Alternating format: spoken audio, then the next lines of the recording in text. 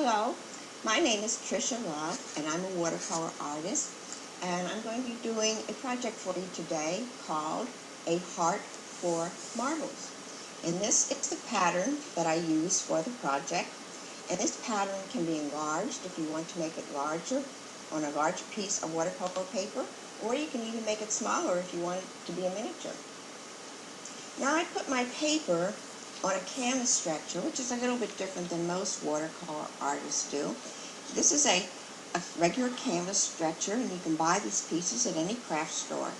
And I put them together a little bit larger than the piece that I'm going to be painting on. Because sometimes people will say to me, now, are you painting on canvas? But no, this is a sheet of Arches 140 cold pressed watercolor paper. And I've already put my pattern on here. And one thing that I like to do with watercolors, I use very strong colors. And sometimes people think about watercolors as being very pastel-y, but I just happen to like strong colors in everything I do. I guess the clothing and my household accessories. And as you see, I'm going to paint the background. It's going to be a very dark, bold blue. And I'm going to use a number 8 pointed brush for this. For most of this painting, I will switch to a smaller brush as we get a little bit further along here. I've whipped up a nice pile of Prussian blue paint, and it's pretty dark. Now, as you can see right here, it's quite dark, and that's going to be our background. So I'm going to go ahead and start that for you. And I'm going to turn my work here and start at this edge here, and I'm going to work this way, sort of U-shape. And I think you'll be surprised to see how dark it is. And the reason I like round brushes for most of the things I do, it has a nice point on it, and I can get in all these little corners like this.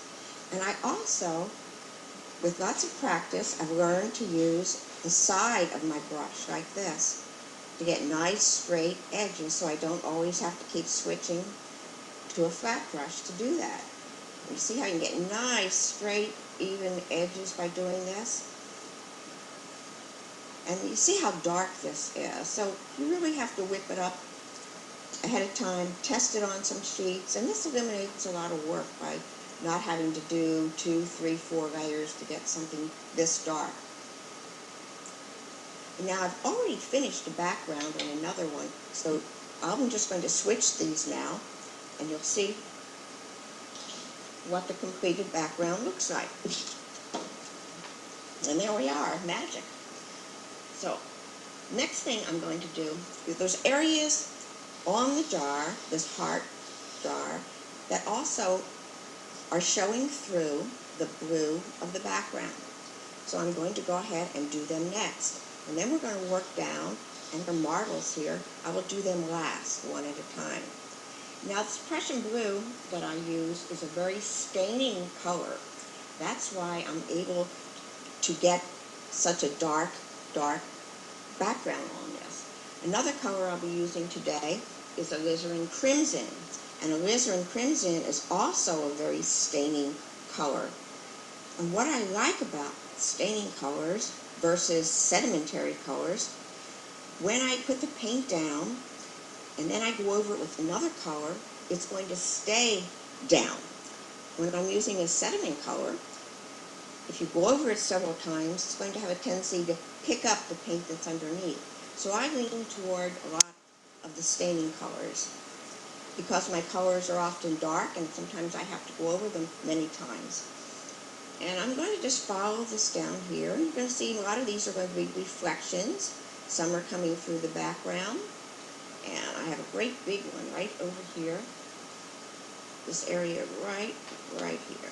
Now, my husband and I travel quite a bit, and my favorite thing is to go to little old antique stores, junk stores, garage sales, yard sales, and this is where I come up with a lot of the items that I use. I have a whole shelf full of different shaped jars, old-fashioned antique canning jars, and I love painting them. And my students often say to me, well, how in the world, how do you paint glass? They want to paint glass. And actually, it isn't any different than painting many other things, because you have to stop and think of shapes and colors. if you just think shape and color and just analyze the object that you're painting first. I like doing still lifes. I set them up in my yard. I have tables out there. Sometimes I just set them up in doorways or wherever the light is good that day and for whatever I'm trying to achieve as far as light direction. There are times when I actually set them up inside using a spotlight on them, that I can move the spotlight to get the highlights and shadows where I want them to be. And I work from photos. And sometimes I'll take, 30, 40 photos just to get one that I really like. So I think it's important before you start out, at least for me, before I start, is to find that photo that's most pleasing to me, that has the areas that I like, the highlights, the dark colors, because that's what I enjoy painting. And if you enjoy what you're doing, then you're more apt to finish the project and not get tired of it. And let's see, I have another dark area here, and this is not quite so dark. I'm going to add a little bit of water to this as I work my way down here. Just dip this in. I want to lighten the blue. Let's see what happens there. It gets a little bit lighter. I'm going to keep a white edge here, a highlight all along the edge. Come down here.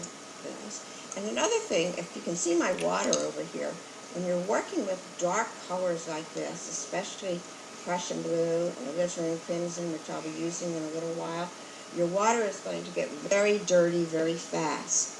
So remember, when you move to another color, to always have clean water. Because if you start using yellow, your water is blue, you're going to end up with green and be rather disappointed with your colors.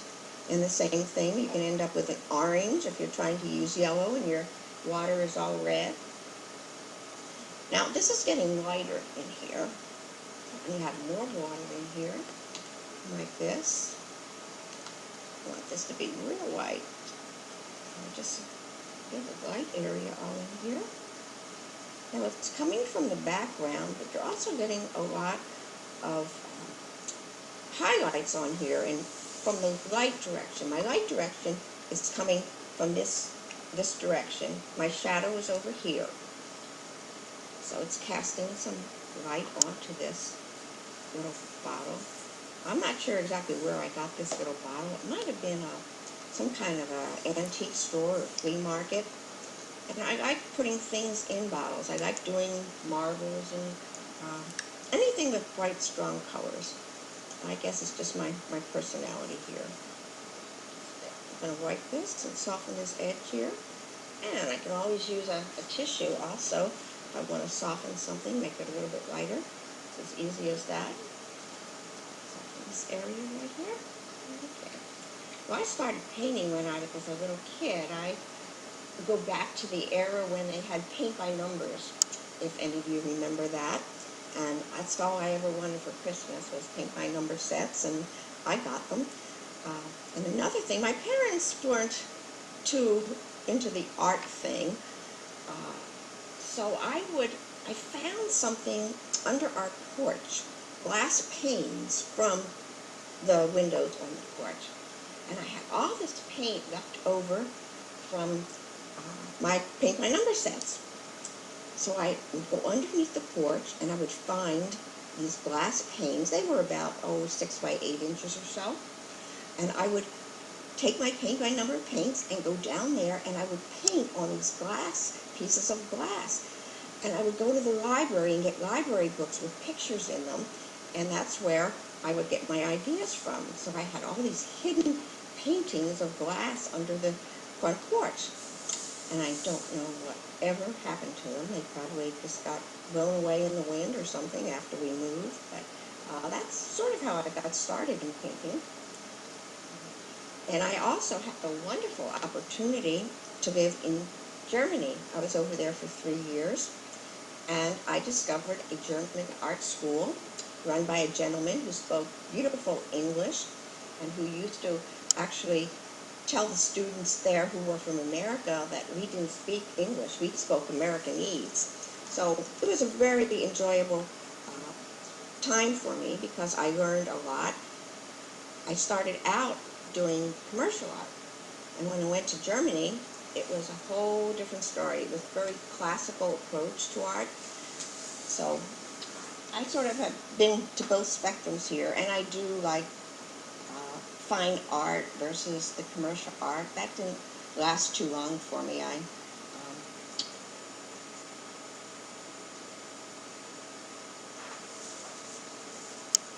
much more enjoy painting what I want to paint versus having to do a project for somebody else. What I'm doing is I'm doing more shadows and highlights that are coming from the back. And I'm not, what I'm doing is I'm staying with my blue for right now to get as much of that done as I can. And then we'll switch to another color here, but it's nice if I get all this color in here while I have this beautiful blue water. And once I finish with my blue, I will have some nice fresh water here to use. Switch colors here. Oh, even up here, this is a little bit darker here, some of these darker areas. So nothing, just don't be afraid to use strong, dark colors if you think you might want to give this a try. There's nothing special about it. You just make sure you whip up a dark enough color. It's amazing how much paint it takes to whip up a color that's this dark.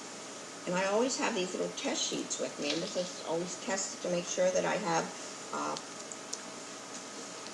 the color that I wanted and the value that I want. Just keep going right here. I'm going to save these marbles till last, so I'm not going to fool with them right now. Let's get most of this blue in here. Okay, I live in New Mexico, beautiful dry state of New Mexico, about 17 miles east of Albuquerque, and I don't paint a lot outside.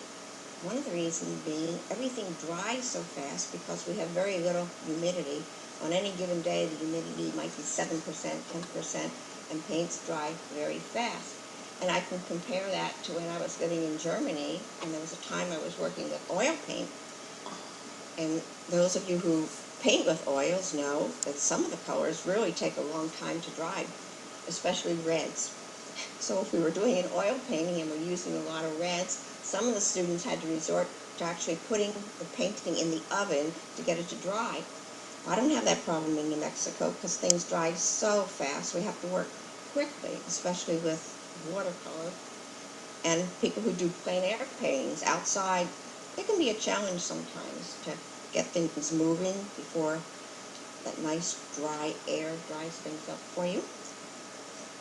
All right.